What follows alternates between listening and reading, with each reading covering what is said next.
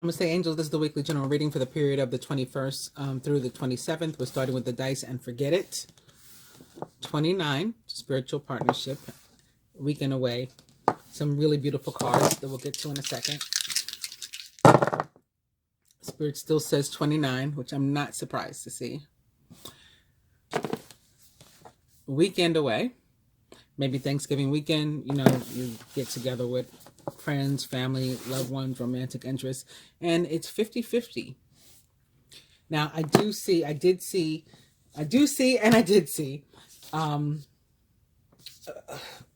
love, a lot of returns and people being reunited, which is really beautiful, what I've been seeing. And the cards are like sort of confirming.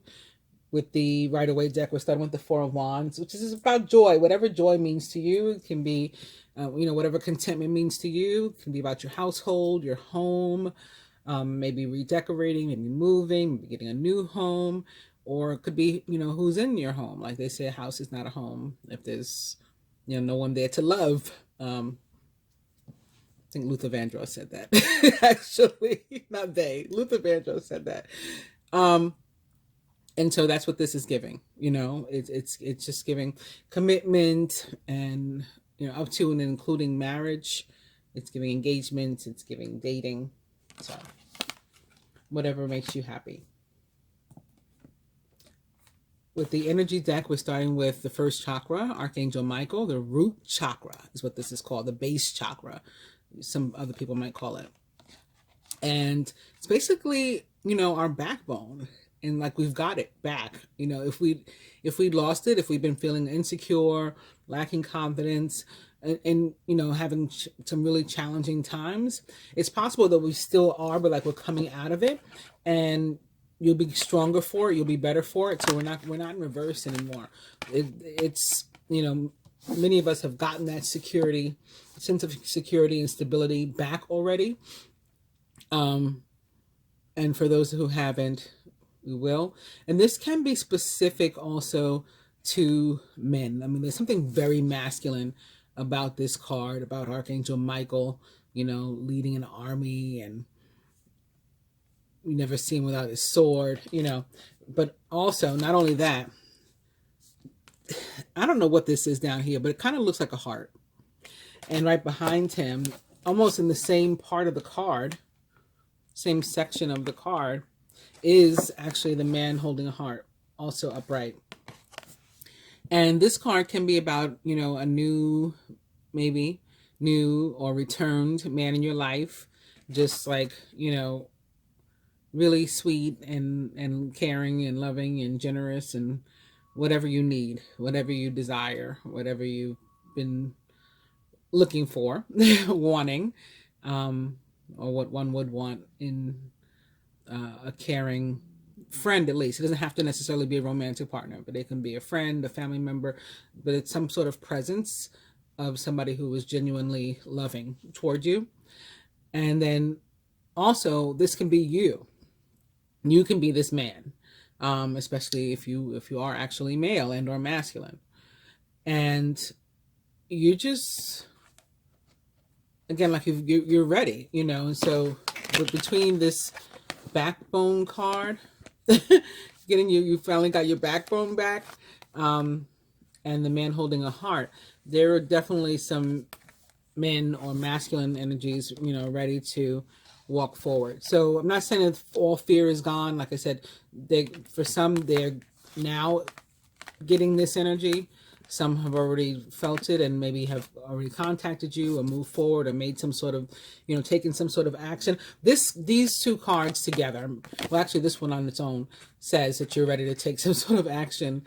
But this one does too, again. So together, you're probably ready to take some sort of action in as it relates to love and or relationship. And I would say more so than, just a friend, but just a friend is possible too. But it would be like a genuine friend that actually, loves you, even if not romantically.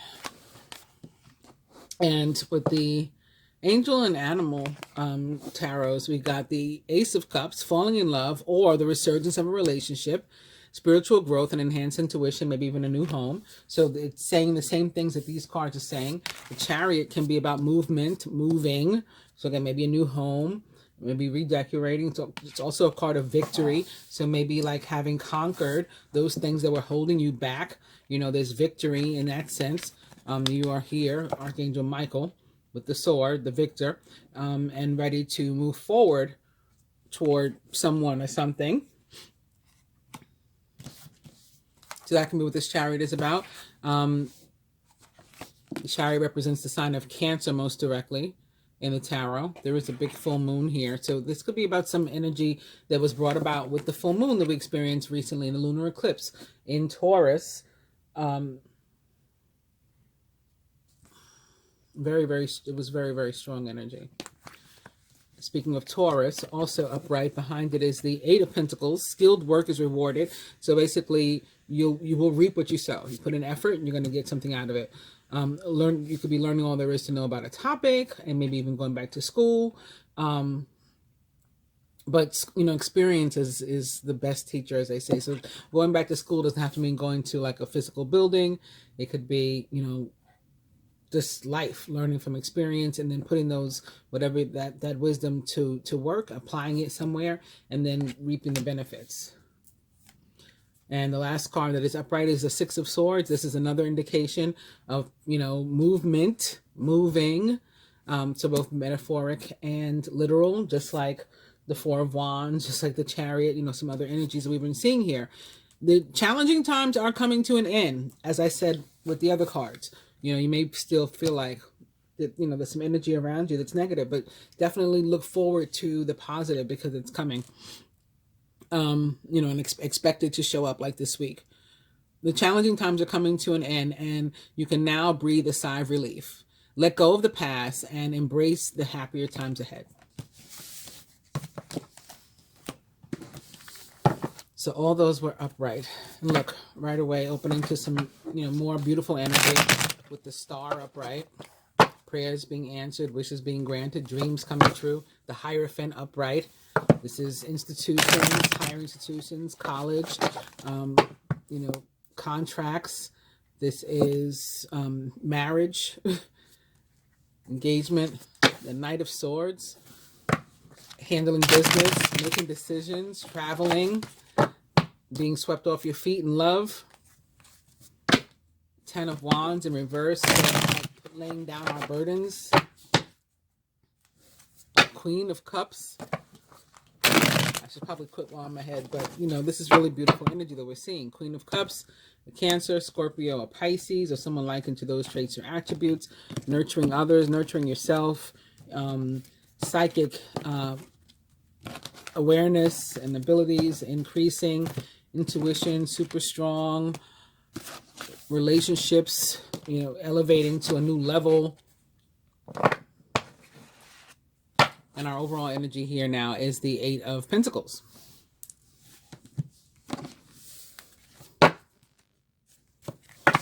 Same thing here, very positive energy right away. Also, I didn't mention that Knight of Swords, a Gemini, Libra, Aquarius, or someone likened to those traits or attributes. Attachment in reverse, very nice. Healer of the ages. So really positive, beautiful energies coming through. Third chakra, Archangel Chamuel, solar plexus chakra. I think this was in reverse over the past couple weeks. He is upright now. Deceit is what's in reverse, as it should be.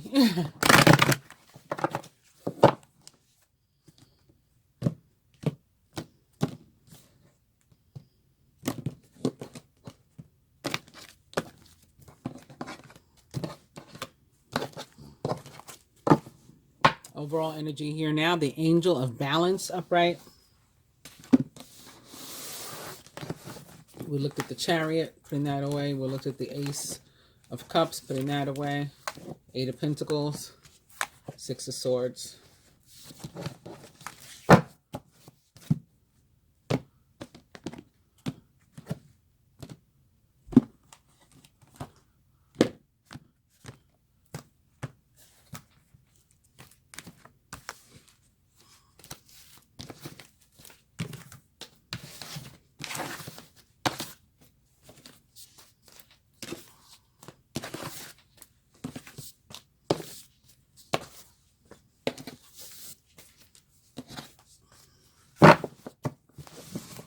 New overall energy here. The King of Pentacles. Compassionate, accomplished, charismatic, and grounded. Everything's going to turn out great. Projects will be stunningly successful. Exciting new career opportunities are possible. And money or resources that come your way will be invested wisely. Also in love, there could be the approach of somebody who's extremely generous and stable and secure and a provider and ready to love you and treat you right. You know, whether they are male or female, masculine or feminine. Well, you know, but likely male and or masculine, with this being the King of Pentacles. All right, we're going to get started with these. Let me get the stand. Here we go.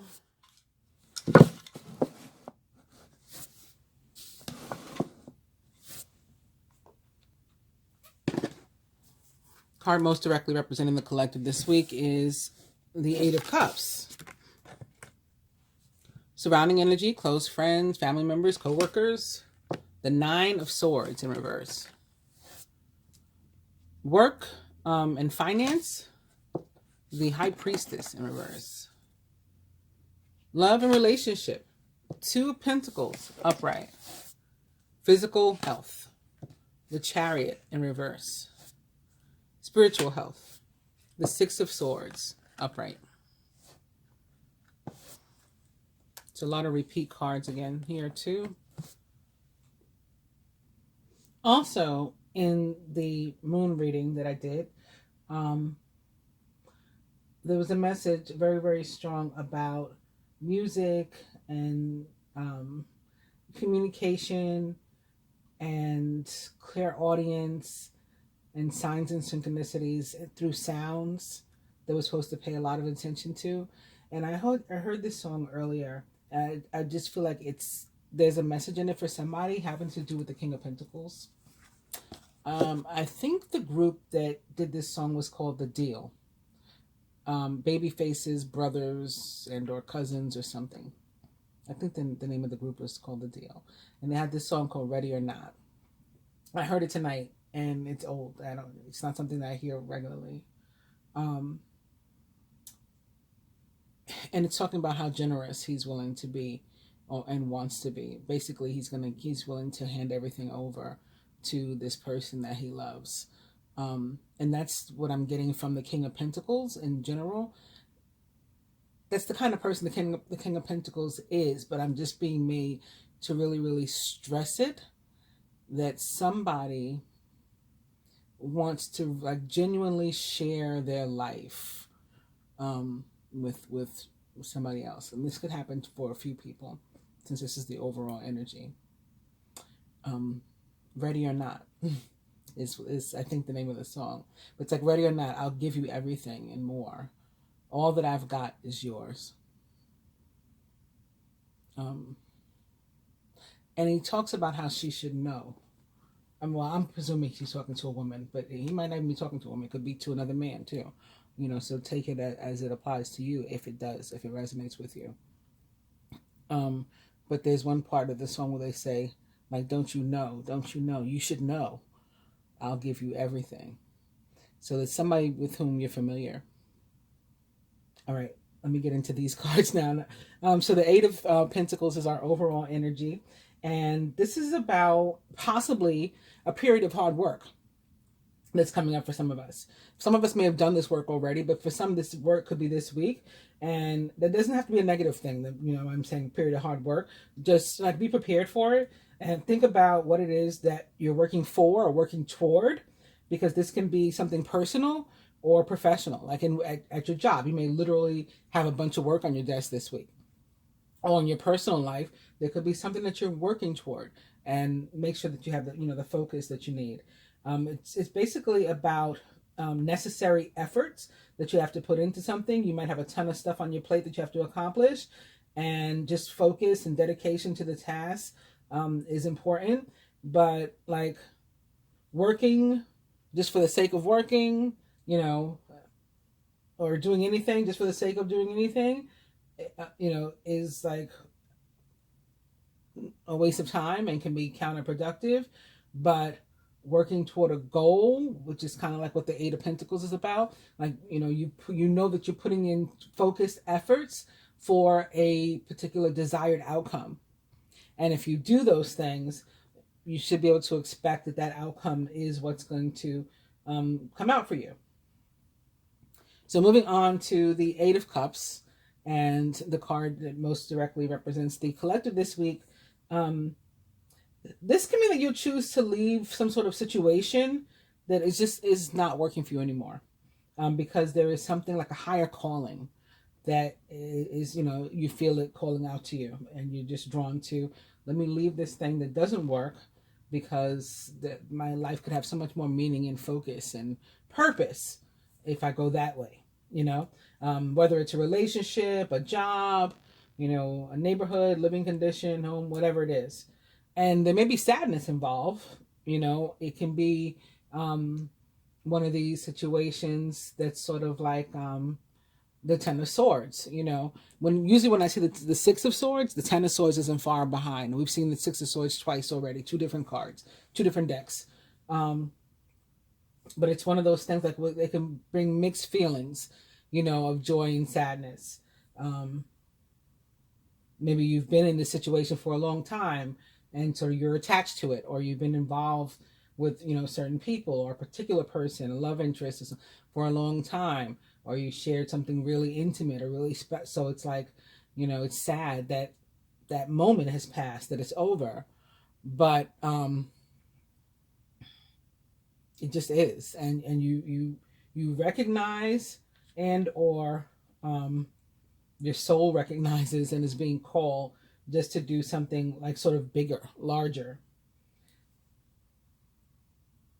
So this separation, whatever it is like in your best interest, period.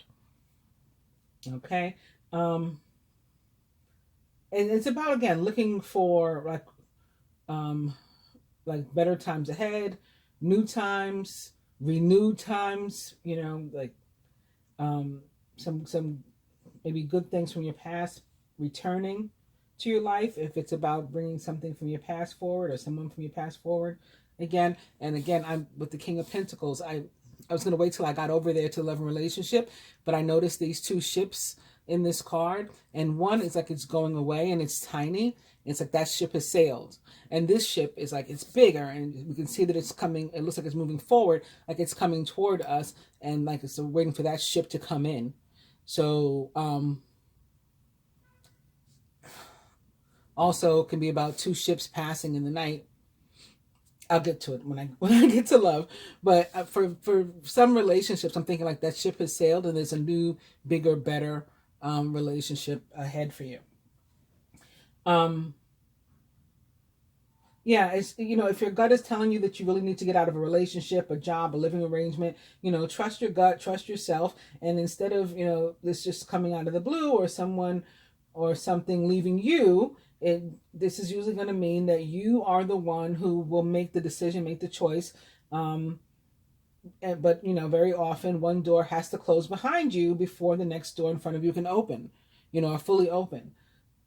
We all would like to have that new thing ready and in position before we let go of the old thing, you know. I've always said that, for example, to the universe and God about like my cars. You know, I'm always like, you know, Lord, please never take a car away from me, you know, if I don't have another one to hop into. Because, you know, I drive so many people, so many places. I have friends that live in other states that I hang out with regularly. You know, my good girlfriends live in Jersey, for example. My kids always have somewhere to go, so it's like this one has to go there, this one, and it's always been like that. I've always been the PTA mom that's driven all the kids home. They weren't my kids, they're kind of my kids, you know, the neighborhood kids. So my parents, you know, always taking care of my parents and taking them where they need to go, and gone to the doctor with them and stuff. So I need my car. I need a car. And I've always had that prayer, like, you know, Lord, please never like leave me just completely carless. But, you know, people can be like that about everything. We want to have the next thing ready before we lose the first thing. And sometimes life just doesn't work like that. So we have to lose that first thing, or the door has to close before the next door can open or fully open. All right, so moving on to the Nine of Swords in reverse. This is like a surrounding energy. And this can show, even though it's in reverse, it can still show that we're worried about something, and perhaps for good reason. But the thing is to not let the worries get out of control, or like, or to control us and to take over, and taking action about things that we don't really know the full of the situation, or, trying to take action about things that we can't really control that are sort of karmic. None of that makes any sense. So you got to keep our worries and our fears and things in perspective, and definitely, remind ourselves that, like, pretty much nothing is permanent in life. Very few things are permanent. I can only think of death right now, actually, in life that's permanent, but there may be a couple other things. Maybe not. That might be it.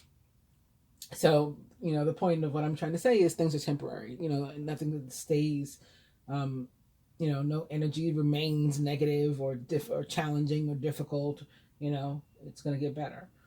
And where things are awesome, yeah, that changes too, usually. And we'll have to experience something that's not so pleasant sometimes, But especially when it comes to people we've just met, the reverse Nine of Swords can definitely suggest caution. So this doesn't have to necessarily mean in a romantic situation. This could be somebody you're just meeting at work, just meeting, as a friend, just meeting maybe in a romantic situation, whatever the situation is. These new people may not be who they seem. So we should use caution and, reasonable doubt. Don't walk around paranoid acting like a crazy person, but reasonable doubt when signing anything, or when it comes to like a business deal or whatever. Like, slow down, read the stuff. If you don't have the time or the capacity to do that, maybe ask a friend who does. Maybe a friend that's a lawyer, or a friend that's a finance person, or banker or something. Maybe they can read the documents for you if you have a contract. Just slow down and make sure you know what you're doing. You're clear on what's happening with the surrounding energy. And this person may be tied to your work and or finances, and who's may cause you some problems this week. Because when the High Priestess appears in reverse with regard to work, you could be very confused right now, like, about what's happening in your work life. And if it's possible, then you should ask your supervisors or co-workers for clarity about, a situation if you're unclear in what's happening. But on the other hand, your instincts may be telling you to sort of like try to lay low. And if that's the case, again, follow your intuition and try to, stay clear of the radar, and things will become clearer later to you. Maybe it's Neptune and Piscean energy, who knows? With finances, though, this is why I was saying it might be tied to the Nine of Swords. A group of people or a particular person, it's possible that they're not being completely honest with you with regard to finances. So again, it's important that we're careful if we have to sign something when this card appears in reverse. And we should not hesitate to attempt to get more information or advice, or to ask for more when it comes to like transactions, particularly large transactions that we may be considering. And when the card shows up, we can be clear that not all is as it appears on the surface, because that's what she's about, right? She's about the mystery of it all. The High Priestess may represent the sign of Gemini, or a water sign. So the person or people, perhaps they are Geminis, or water signs, or perhaps you are, if you're experiencing this type of situation. Moving on to love and relationships. So the common meaning of the Two of Pentacles is basically a card about balance. And, you know, it's often about partnership. And that's true of all the twos, really. We're likely to be trying to keep like two areas of our life in balance. So maybe like money and love, work and health, you know, or different combinations of those in balance. The card is generally considered to be positive when it's upright like this. But you may need to pull back from trying to pay attention to too many things, and you may need to really only focus on those one or two things that you consider priorities. Multitasking is not really your friend right now with this card showing up, and you just may need to cut down on some of the things that you're doing in order to focus on these, you know, two main priorities. No more than two. We should be focused on this week. Our financial situation in particular may need some of that focus. It may need to become more balanced. So we should be sure that we're paying attention there. And that, again, may go along with the High Priestess in reverse, as well as the Nine of Swords in reverse. Specifically for love, if you're in a committed relationship, then it's possible that you're having trouble finding time, or you and or your partner are having trouble finding time and energy for each other. So if you want the relationship to last and to work, then you got to make sure that it remains high on your list of priorities. So if if one of your priorities this week is work and or finances, then the other one should be your relationship. You know, just focus on those two things and let other things go for now. If you're single and looking, then don't tell yourself that you're ready if you're not necessarily truly ready for a relationship. And that maybe have something to do with the King of Pentacles. I mean, we're talking about the Two of Pentacles here. Pentacles are the common denominator, maybe tied to the King of Pentacles, maybe tied to that song I was saying, Ready or Not, because this is saying you might not be ready. And he's saying he's coming full force, ready or not. So I'm just putting that out there. You don't have to be perfect first before you consider yourself ready for a relationship, but you do have to be willing to create, the time and space and energy to put into a person and a relationship, and to romance. So if you're not ready for that, then maybe, you should slow yourself down. And that takes us back to the Eight of Pentacles when I was talking about slowing yourself down. Moving on to the Chariot and physical health. Chariot reversed. It's possible that we're feeling all, sort of fired up and ready to go to take steps to improve our health. And that's a wonderful thing.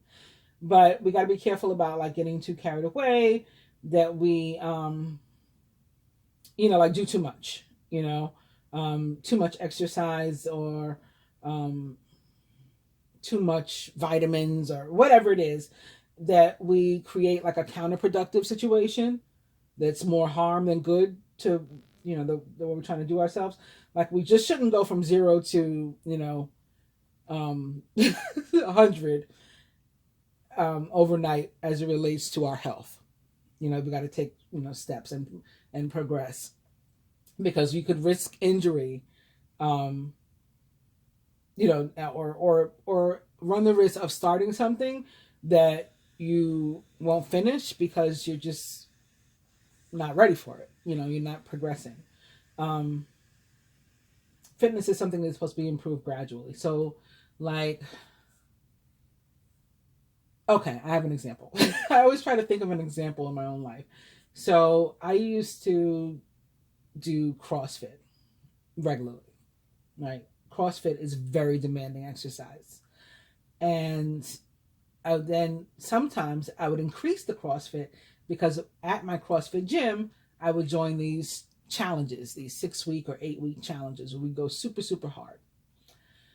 But then in 2019, I became super, super deficient in a lot of, I was eating a vegan diet which I probably shouldn't have done for me, because my life, I had pretty much eaten,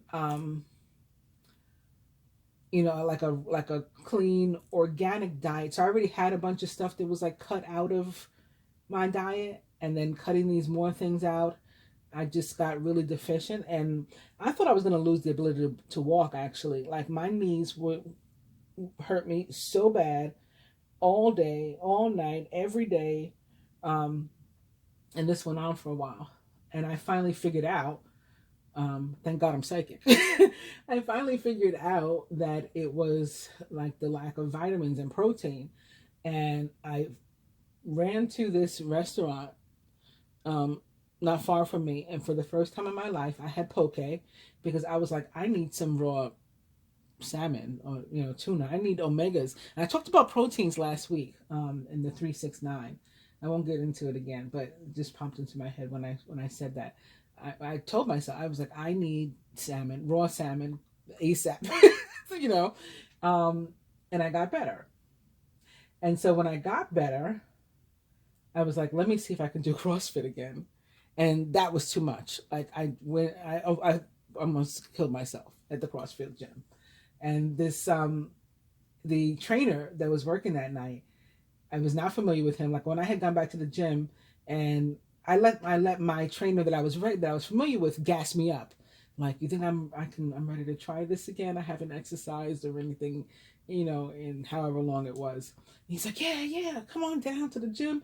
But when I went, he wasn't there.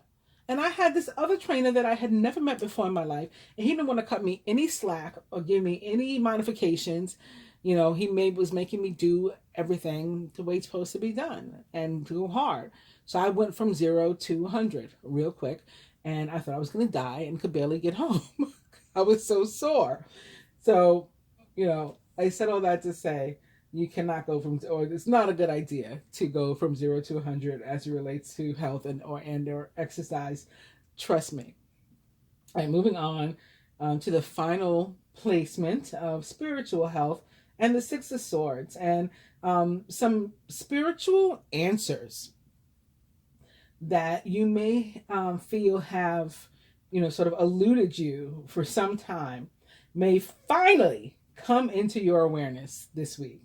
And this is sometimes tied to a change in our own routine or travel or different things that we're experiencing or experimenting with, new practices, and, something often triggers it. But whether something has triggered it or not, pay attention to your dreams, signs, synchronicities, just as I told people in the moon reading. And these things will often show you the answers that you've been seeking. Just all of a sudden they're clear, and you're like, oh, and so that's a great feeling too. Did I go into the Two of Pentacles the way I wanted to? I don't know if I did or not. So I was trying to say that normally the Two of Pentacles is about not having enough time for your mate, basically. But this week, I definitely see it as something more than that. Again, maybe a relationship that's ending, a relationship that's beginning, leaving something in the past or deciding that it does not work. Twos can be about decisions too, deciding it does not work, and there's something much bigger and better coming to you, and that bigger and better thing that's coming to you may be the King of Pentacles, just ready to provide and share and be generous and shower you and sweep you off your feet. You know what? Let's look at these cards in general, with relation to the placements we have here. So joining the Eight of Cups, we have Awakening, Major Arcana card, Awakening, which is actually the Hangman in the tarot, represents the sign of Pisces. Remember I was saying that this might be Piscean energy that's causing some of this. It looks like that's a confirmation that it is. Look at things in a different way and all will make sense. Don't worry if your progress is halted temporarily. Things will soon start moving again. So this also is confirmation that things are just temporary, good or bad. They're temporary and they're going to change. So when we have a moment where it just feels like things are still and not happening, and time is standing still and we're in limbo, that's the time to figure stuff out, so that when time does start moving again, we're ready. Surrounding energy, joining that 9 of Swords in reverse, we have the High Priestess, and this was actually in reverse too. So, when there are no reversals in this deck, but when I pulled it just now, I don't know if you saw, if I was holding it in the camera or not, but I pulled it out like this in reverse. So like I was saying before, that I felt that the High Priestess here was tied to this 9 of Swords. I think this is confirmation that she is. So the person that's distrustful, that you are newly meeting and or maybe signing a contract with, or signing some sort of important papers with, or whatever, that seems cool, maybe, if you're getting a gut feeling particular about them. It could be a group of people also. Again, just do your research, don't necessarily trust it. Joining the High Priestess directly in the placement of work and finance, we have release or death. It's time to release the past and to move on to something new. This ending is the first step to a happier future. So what you could be releasing from the past, maybe something very straightforward. It could be the job, right? Or it could be something you were experiencing there. It could be tied to finances, and maybe even like closing a bank account and starting a new one, starting fresh. Maybe you had a joint account with somebody, and I'm separating from this person. They were my friend, they were my family member, they were my love interest, they were my husband, my wife, whatever it is. But now I'm getting my own account, I'm separating from them, or they were my parent, they were my child, whatever the case is, and starting something fresh here for yourself with regard to work and or finances. Love and relationship. Whoa. We have the King of Cups. He is warm-hearted, devoted, loving, and faithful. A trustworthy person. So again, this person that wants to come forward. Now, not only are they going to be generous and King of Pentacles like, they're also going to be a trustworthy person or relationship that enters your life. You may receive wise and compassionate advice from someone also with regard to maybe love and relationship. And if so, that person is speaking directly from the heart. So they're being genuine with you. The King of Cups is warm-hearted, devoted, loving, and faithful. He's also a possible Cancer, Scorpio, or Pisces, or someone likened to those traits or attributes. And I think on top of that, again, he will be compassionate, accomplished, charismatic, and grounded. And, maybe just as easily as he can be a Cancer, Scorpio, or Pisces, possibly a Taurus, Virgo, or Capricorn, or someone likened to those traits or attributes. Physical health. We have the 10 of Pentacles. Contentment comes from knowing your finances are secure, your family's material needs are taken care of. It's important to honor traditions and to have pride in your heritage and the accomplishments of your ancestors. Traditions with regard to health. These can be things like maybe vaccinations, not necessarily COVID related, but in general, vaccinations or other milestones that people reach. Like, I'm this age now, so now I have to do this at the doctor, or now I have to do this. Keep this in mind. Somebody that's going through pregnancy has to, that's a milestone. Now that you have to take folic acid, and you have to take that big horse-like vitamin, following tradition in terms of wellness, maybe doing things at home too that are right for wellness, cooking soup, taking black seed oil and cod liver oil and all the nasty stuff my mother used to give me. Those are the things that I'm seeing come through with this tradition card or element of the 10 of Pentacles card. In general, the 10 of Pentacles means that things should be going pretty well in the area of health, and you should be feeling pretty good, and maybe you want to give some thought to maintaining that. So even in that case, You may want to, again, take some vitamins, drink some soup, you know, all those sorts of things to just maintain your good health. Joining the Six of Swords in the spiritual health placement, we have the Three of Wands. Stop to take time to review and to make long-term plans, capitalizing upon your past successes. It's appropriate to pat yourself on the back for all of your accomplishments, but you may also need patience for the next phase to play out. Maybe you have started a new practice or are considering starting a new practice, and you should be thinking in term of, about the things that you're doing right now in terms of the long haul. Not saying you got to commit yourself to some practice that you're going to do forever, but you know, thinking about your life and thinking about your life purpose and your path in a longer term basis. You know, on its own though, the Three of Wands with regard to spirituality means that you have like at least somewhat of a you know, a sensible and mature view spiritually, or a practice spiritually that's already in place, you know, but you're still growing spiritually, so your views can and should change and develop over time. And the thing is to not be afraid of change and or new information coming your way. You know how like when some people are religious, you try to share something new with them, or some new information or something comes their way, something different comes their way, and they're like, oh, no, like, I don't want to hear that.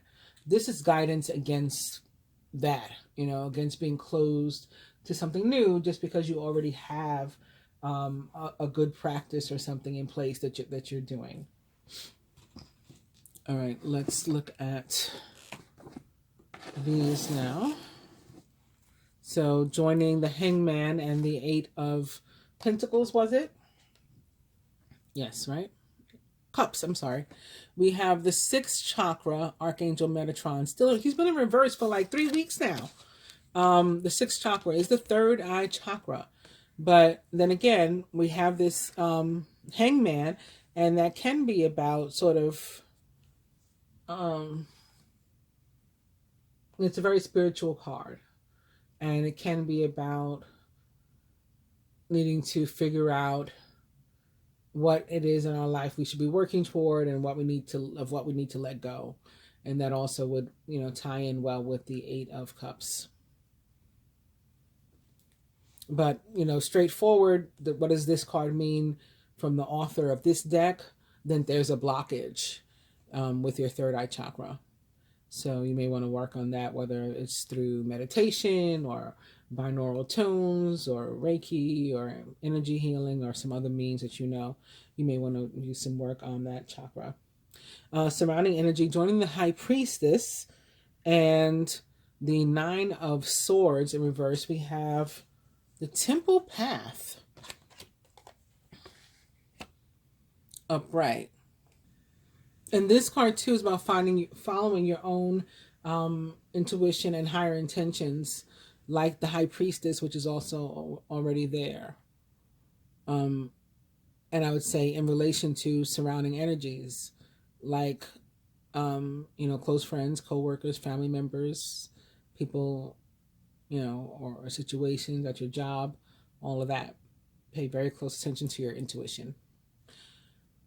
Work and finance, directly or specifically. Card number 15, appreciation in reverse. So there's a lack of appreciation and or respect, perhaps. We may have lost our sense of gratitude and gotten caught up in something, or it's possible that someone at the workplace has done that about us. Or that we're not sure which is happening, because the other cards that are there can be about, again, being confused. The High Priestess in reverse, being sort of confused about what's happening in the workplace. So maybe we're not sure where we stand, or even where people stand with us. It's important to choose to focus on you know, even the details, you know, the little things and the details. And again, watch stuff that you're signing and stuff that people are trying to get you to be a party to. Love and relationship. We have community in reverse. From the author's perspective, or what the card was intended to mean, this card can be about feeling disconnected or isolated, or maybe even lonely. And I suppose that's possible for some of the singles. And maybe that's why you're sort of diving into work instead. I would hope that that's not the case for people who are already partnered or in long-term relationships, that you feel isolated and lonely. I mean, if that's the case, then, you know, see the Eight of Cups here. You got to get out. You know, it's time to end that for sure. And maybe that's that ship that's passed. That ship has sailed again, and maybe there was some good times before, but now it's not, and it's time for you to move on. You know, to something that just resonates better with you. It's better for your soul. It's better for your heart. Looking at it just more, I guess, intuitively, and in relation to the other cards that are there, and the illustration on this card itself, you know, it's sort of like, I see two different things. I see it kind of like a Three of Cups in reverse, which is positive, particularly in that placement of love and relationship. The Three of Cups in reverse, Three of Cups in general, is about in the reverse, about at least one positive reunion, you know, whether that's with a person or a thing, at least one reunion that you're happy about happening, you know, in your life this week. So that's a positive. It can be about being social and getting out there, maybe meeting somebody new if you're single while you're out being social. So those are positive things. But I also see it as maybe like the end of a party of three, since it's in reverse, and, you know, just more focus and balance in your life on a soul relationship, just you and another person, one other person, not to be against, you know, poly relationships or anything like that. Just speaking in terms of relationships for two people, I'm seeing like the end of a possible third party, which would be good. You know, if you're poly, then, you know, see one of the other positive meanings that I gave about the card, involving, you know, more than two people. Physical health is joined by victory in reverse. So victory in reverse is probably not something that we want to see, right? The opposite of victory is failure, right? But this card in reverse, I mean, it can mean that, like, the outcome that we had hoped for, whether that had to do with, you know, an external achievement or a personal change. And in this case, in the placement of health, it would probably be a personal change. The outcome that we had hoped for maybe has escaped us. But again, the other cards that showed up here are about not trying to rush results, right? And to, you know, take the steps to maintaining, gradual steps to maintaining good health. So if we, again, had been in this process of trying to rush things, then, you know, for those of us, we may see it as a failure, but you shouldn't. It's just a time that requires you to sort of reevaluate the way you had been doing things, and to do them differently. That's all. It's not a failure. It might just be a temporary pause, you know, if it's a pause at all. Again, it's only temporary. All right. Spiritual health. And we have blossoming abundance in reverse. And it's another three. So you have the Three of Wands, the Three of blossoming abundance, together equals 6, and you have the Six of Swords there. So that can be something too. It's also, you know, 3, 6, and then the total is 9. 369. Spiritual health.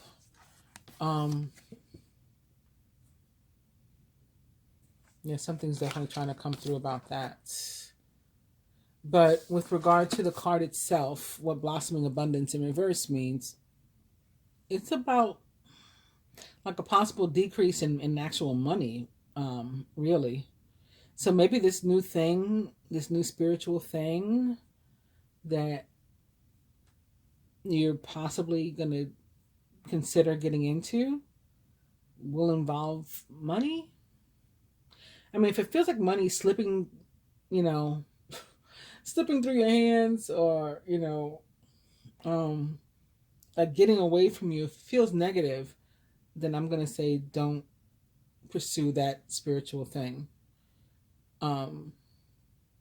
If it feels like you're doing something positive, like tithing or supporting, your favorite spiritual leader or practice or community, then that's different. But I think something that you get involved with spiritually this week may have something to do with money. And it may be classes for yourself. Looking at our overall energy again of the Eight of Pentacles, this can be about taking some kind of class or trying to further like yourself or your studies. So maybe that's what you're doing. And if that's the case too, school shouldn't feel like money that's running out of our hands like water, but it can. I mean, I get it. Been there, done that. I got student loans too.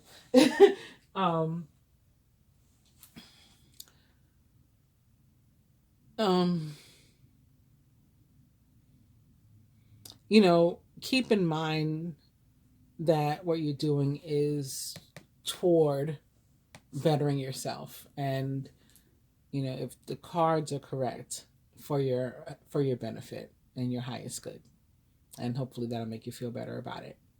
Hope you guys have also enjoyed the cards this week. If you only came to see the cards and you don't want to hear what I have to say about what else is going to go on this week, I'm done with the cards, so I hope you liked it. Please do like, share, subscribe, and comment before leaving. And if you also want to hear what I have to say about what's going to go on this week, then please stick around. I'm now picking up my computer and logging on.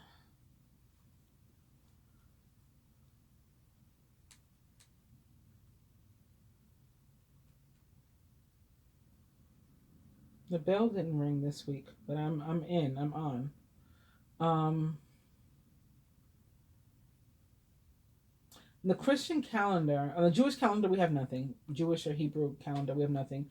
Same thing for Islamic or Muslim, nothing. Next week, Hanukkah begins, so we'll have that. But on the Christian calendar, the first day for which this reading is actually Sunday the 21st. There are two Christian feast days. The first is the presentation of the Blessed Virgin Mary. And the second is the Feast of Christ the King. And for the presentation of the Blessed Virgin Mary, I went to www.franciscanmedia.org. Mary's presentation was celebrated in Jerusalem in the 6th century, of course, right? Mary's all about her 6. A church was built there in honor of this mystery. The Eastern Church was more interested in the feast, but it does appear in the West in the 11th century. Although the feast at times disappeared from the calendar in the 16th century, all these numbers are very, very spiritual and very, very Mary, right? 16th, of course, equals 7, equals God. It became a feast of the universal church. As with Mary's birth, we read of Mary's presentation in the temple only in apocryphal literature, in what is recognized as an unhistorical account that tells us that Anna and Joachim offered Mary to God in the temple when she was 3 years old. This was to carry out a promise. 3, of course, God, also creation, creativity, all of that. This was to carry out a promise made to God when Anna was still childless. Though it can't be proven historically, Mary's presentation has an important theological purpose. It continues the impact of the feasts of the Immaculate Conception and of the birth of Mary. It emphasizes that the holiness conferred on Mary from the beginning of her life on earth continued through her early childhood and beyond. It is sometimes difficult for modern Westerners to appreciate a feast like this. The Eastern Church, however, was quite open to this feast and even somewhat insistent about celebrating it. Even though the feast has no basis in history, it stresses an important truth about Mary. From the beginning of her life, she was dedicated to God. She herself became a greater temple than any made by hands. God came to dwell in her in a marvelous manner and sanctified her for her unique role in God's saving work. At the same time, the magnificence of Mary enriches her children. We, too, are temples of God and sanctified in order that we might enjoy and share in God's saving work. Now, it says that all of this stuff is not necessarily historical. It can be proven, and that may be true. But I will say there are books about it that were removed from the Bible, some of which I actually own and have here somewhere. Books about Mary that talk about her as a young Palestinian Jew. So we have that. So many books are removed. The books about, from the Bible, the Torah, whatever. The books about Lilith, of course. The books about God's wife. What's her name? Osteret?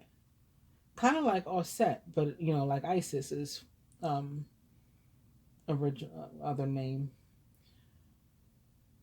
Goddess of many names. Goddess of 10,000 names.